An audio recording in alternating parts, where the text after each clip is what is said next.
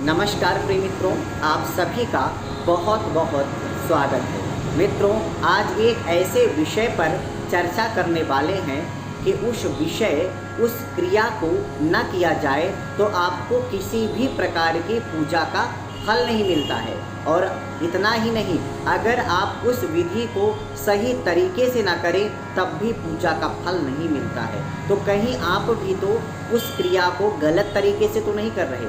हमारे एक मित्र बंधु ने पूछा है कि हमें आचमन करने की सही विधि बताइए, सही तरीका बताइए। जी हाँ, आज हम बात करने वाले हैं आचमन कैसे किया जाता है, आचमन करते समय किन प्रमुख बातों का ध्यान रखना चाहिए और आचमन करते समय कौन सी सावधानियां रखनी चाहिए। तो हम आपको बता दें कि आचमन के बगैर कोई भी पूजा सफल नहीं होती है। पूजा का जो प्रारंभ है वो आचमन से ही होता है, इसलिए हमें आचमन बहुत शास्त्रीय विधि के अनुसार ही करना चाहिए। उसमें किसी प्रकार की जल्दबाजी और उसमें किसी प्रकार की गलती नहीं होनी चाहिए, क्योंकि यह मात्र आचमन नहीं, यह हमारे साधारण कीट पतंग से लेकर के ब्रह्मादि को तृप्त करने का एक माध्यम भी है।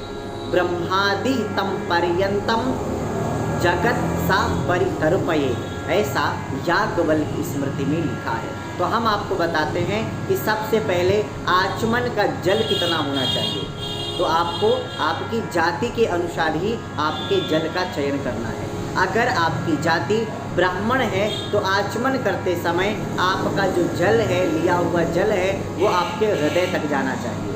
अगर आपकी जाति क्षत्रिय है तो उस जल का जो गति है वो आपके कंठ तक होनी चाहिए, यानी जल आपके कंठ तक आए, उससे ज़्यादा नहीं जाना चाहिए। इसके साथ में अगर आपकी जाति वैश्य है तो आचमन का जल आपके तालू तक ही जाना चाहिए। इसके बाद अगर आप महिला स्त्री हैं या आपकी जाति शूद्र है तो आपके आचमन का जल मात्र जीभ में रहे उतना ही लेना है। मतलब आपके आचमन में जल की मात्रा कितनी होनी चाहिए ये आपने समझ लिया। अब हम आपको बताते हैं कि आचमन करते समय गौकर्ण मुद्रा ही होनी चाहिए। अब गौकर्ण मुद्रा कैसी होती है? जैसे गाय का कान होता है, ऐसे गौकर्ण मुद्रा। अब इसमें अंगुष्ठ को हटा दीजिए और कनिष्ठिका को हटा दीजिए। अंगुष्ठ और कनिष्ठिका को हटा करके उसमें जल डालना चाहिए और 3 बार जल डालना चाहिए। और 3 बार जल डालते समय ओम केशवाय नमः, नारायणाय नमः, माधवाय नमः, ऐसे नामों का उच्चारण करना चाहिए। और इसके बाद ब्रह्म तीर्थ से ही हमें जल पीना चाहिए। ब्रह्म तीर्थ कौन सा है? ब्रह्म तीर्थ इसे कहते हैं। हमारे हाथ में भी तीर्थ बसे हुए हैं।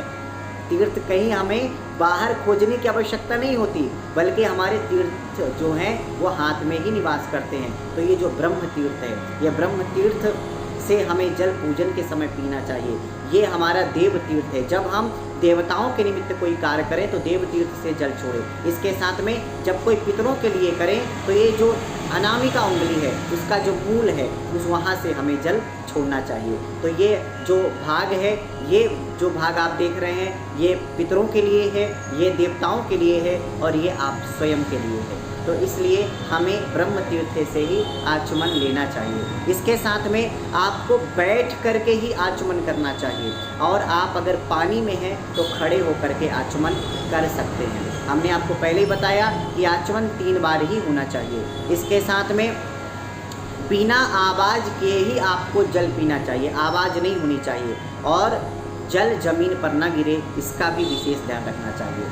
अगर आप आचमन न कर पा रहे हो तो आप मात्र दाएं कान को अगर स्पर्श कर लें तो उससे भी आचमन का फल मिल जाता है, अगर आचमन करने की व्यवस्था ना हो तो। इसके साथ में अंगूठे के मूल भाग से आचमन करने के बाद पोंछ लेना चाहिए और फिर आँख, नाक, कान को स्पर्श कर लेना चाहिए। ऐसा करने से आचमन सफल होता है।